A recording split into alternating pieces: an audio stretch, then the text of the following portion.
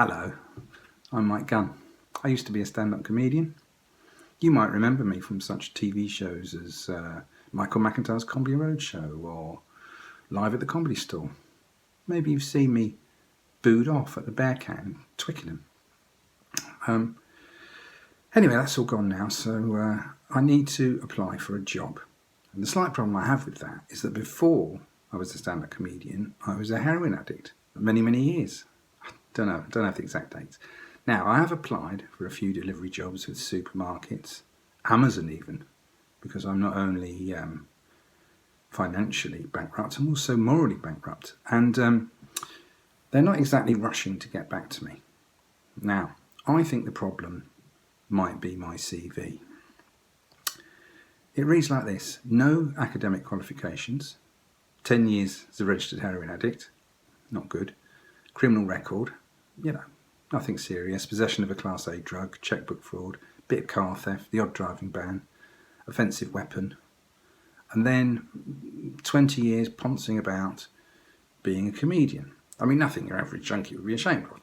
But I feel that when my prospective employer looks at that CV, he's hardly going to go, "Oh, Mr. Gunn, this looks fantastic. Welcome to the company."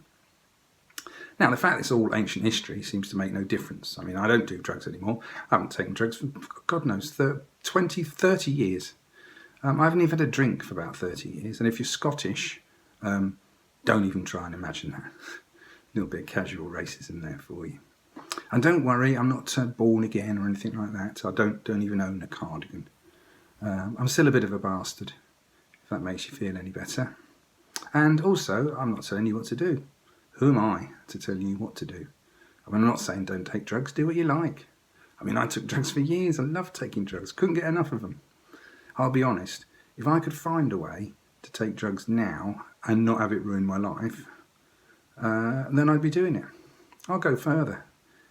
If I wasn't a drug addict, I'd take heroin every day.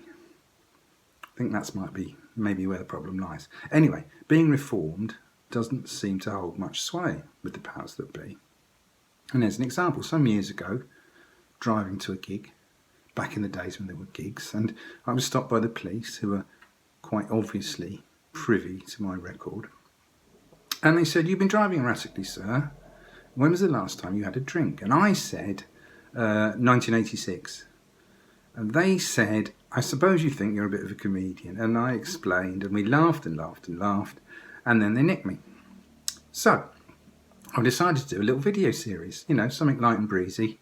Mike Gunn, the heroin years. And all coffees, gratefully accepted, obviously. It is a drug, after all. Probably the only drug I still take.